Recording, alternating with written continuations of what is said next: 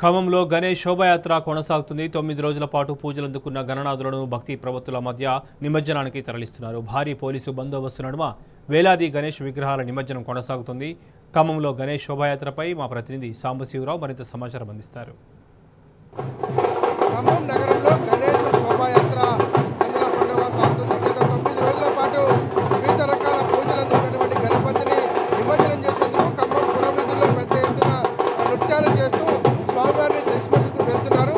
9 రోజుల పాటు వివిధ రకాల పూజలు అందుకున్నటువంటి గణనాథులను ఖమ్మం మున్నేటిలో నిమజ్జనం చేసేటువంటి కార్యక్రమం కన్నుల పండుగ కొనసాగుతుంది. జిల్లా వ్యాప్తంగా 27,000 పైచిలుకు విగ్రహాలను ఏర్పాటు చేశారు. ఆ విగ్రహాలన్నింటినీ కూడా ఈ రోజు నిమజ్జనం చేసేటువంటి కార్యక్రమాన్ని కొనసాగిస్తున్నారు. దీంతో జిల్లా పోలీసు అధికారులంతా కూడా పెద్ద ఎత్తున ఏర్పాట్లు చేశారు. ఎక్కడ కూడా ఎలాంటి అవాంఛనీయ సంఘటనలు జరగకుండా చాలా చోట్ల అంటే చెరువుల దగ్గర కూడా కాపలా పెట్టే పరిస్థితి కనిపిస్తుంది. ఖమ్మం నగరంలో ఒక్క చోట మాత్రం 7,000 పైచిలకు 700 పైచిలకు విగ్రహాలను ఖమ్మం నగరంలో ఏర్పాటు చేశారు. జిల్లా మొత్తంలో దగ్గర 27,000 పైచిలకు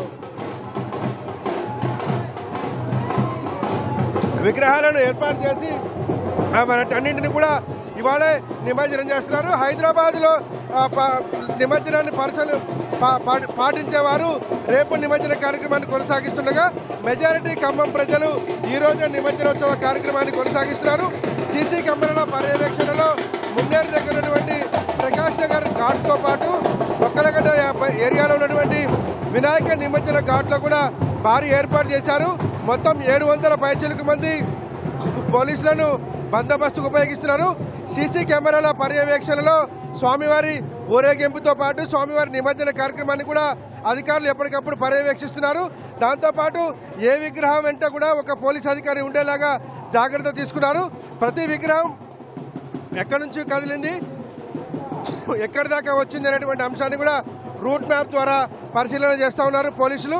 దీంతో మొత్తం ఖమ్మం నగరంలో ఉన్నటువంటి 700 విగ్రహాలు ఏ టైంకు నిమజ్జనం అవుతాయి, ఏ విధంగా ముందుకెళ్తాయనేటువంటి అంశాన్ని కూడా ఆ అధికారులు మానిటర్ చేస్తూ ఉన్నారు. జిల్లాలో ఎలాంటి అవాంఛనీయ సంఘటన జరగకుండా ఈ రకమైనటువంటి ఏర్పాట్లు కొనసాగించారు. భద్రాచలం దగ్గర కూడా వివిధ ప్రాంతాల నుంచి అట్లాగే తెలంగాణ రాష్ట్రంలోంచి కూడా అనేకమైనటువంటి విగ్రహాలు భద్రాచలం దగ్గరికి వస్తాయి. భద్రాచలం గోదావరిలో కూడా నిమజ్జన ప్రక్రియ కొనసాగుతుంది. దీంతోపాటు హైదరాబాదులో రేపు నిమజ్జన కార్యక్రమం ఉంటుంది కాబట్టి దాన్ని అనుసరించి కొంతమంది రేపు నిమజ్జన కార్యక్రమాన్ని కొనసాగించేటువంటి ఆస్కారం ఉంటుంది. ఖమ్మంతో పాటు ఖమ్మం జిల్లా వ్యాప్తంగా ఉన్నటువంటి 27,000 విగ్రహాలను నిమజ్జనం చేసేందుకు ఇప్పటికే ఏర్పాట్లు పూర్తి చేశారు. అనేక రకాలైనటువంటి పూజలు అందుకున్నారు. లడ్డు వేలంపాట ఘనంగా నిర్వహించుకున్న తర్వాత ఆటపాటలు డప్పు నృత్యాలతోని స్వామివారిని నిమజ్జనానికి తోడుకొని వెళ్తున్నటువంటి దృశ్యాలు ఖమ్మం నగర పురవీధుల్లో కొనసాగుతున్నాయి.